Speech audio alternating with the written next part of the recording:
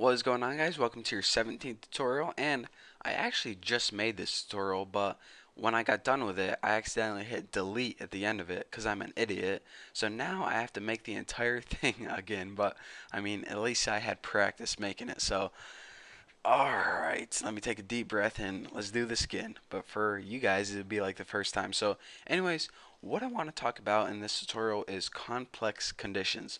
So in the last tutorial we saw that if we wanted to test more than one condition, then what we had to do is embed an if within another if. So basically, if we wanted to test my first name was Bucky, then we go ahead and we made an if statement. And then we wanted to test my last name was Roberts, so we go ahead and we stuck if statement inside of that. But actually, I want to let you guys in on a little secret. There's an easier way to test more than one condition, and you only have to use one if statement. So let's go ahead and make two variables. I'll go ahead and make first, and I'll set this equal to Bucky. And I'll go ahead and make another variable, and I'll name this last, and I'll set this equal to Roberts. Make sure I spell my last name right though, Roberts. And now let's go ahead and make an if statement. So before we needed to make two whenever we want to test two conditions, but now I told you guys you can test two conditions using one if statement. So in order to test two conditions, the first thing you need to do is this. Go ahead and put each condition you want to test inside parentheses. I call them curly braces sometimes, but I mean, I'm not lying to myself. I know there are parentheses. So the first thing I want to test is that first variable is equal to the name Bucky. And now go ahead and stick the next condition you want to test in parentheses. So now I want to test that that last variable is equal to my name Roberts. So Roberts. So you're saying, alright, that's simple enough. You have two conditions in here that you want to test. Simple enough, but you're not done yet. The last thing that you need to add is in between them, go ahead and above the 7 there's a key called ampersand. Go ahead and hit that twice. What this is going to tell JavaScript is, alright, you want to test this condition and you want to test this condition.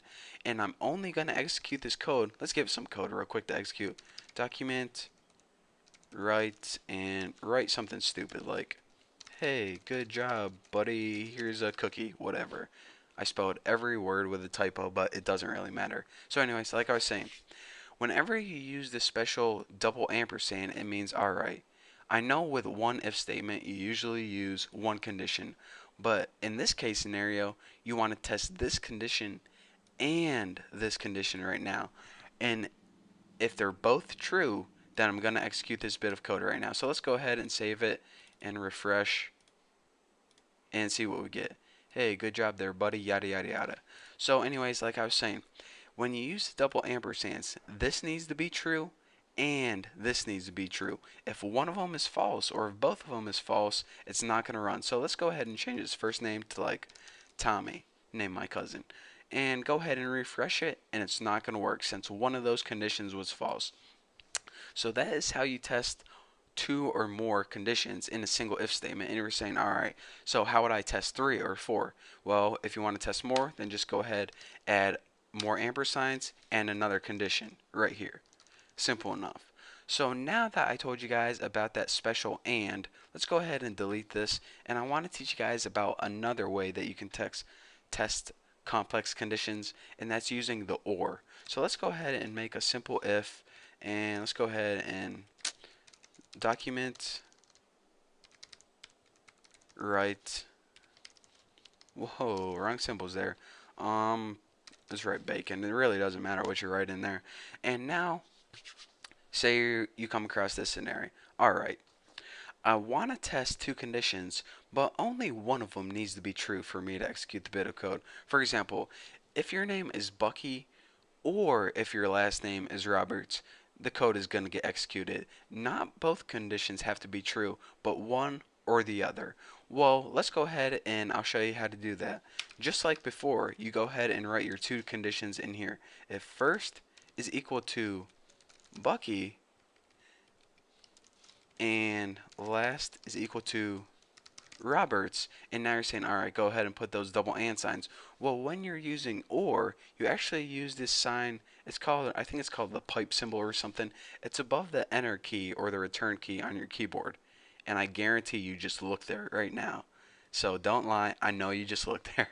You can't resist. So anyways, when we use the or sign, let's go ahead and run this and see what happens. It says bacon, but you're saying, all right, well, we said if first is equal to Bucky and first is actually equal to Tommy, so why would this run? The reason it ran is because this last name was indeed equal to Roberts. So again, only one of these conditions has to be true in order for this code to run. If both of them are false, if first one equals Tommy and last one equal Tom Hanks, then they're not going to be equal to Bucky or Roberts. So whenever you try to go and run this, nothing happens. So again, with or, either this one has to be true or this one has to be true. And if they're both true, Tommy and Hanks, it's going to run. So if they're both true or this one, it's going to run. It's basically saying as long as one of the conditions is true, I'm going to go ahead and do the code you told me to do. So anyways, just like before, if you want to add more, just go ahead and add more pipe symbols and more conditions right in here. But that's the basics of this tutorial and testing complex conditions. It might save you some time from nesting a bunch of if statements. Again, if you want to test one or more condition and they all need to be true, then use the double and sign, just like that.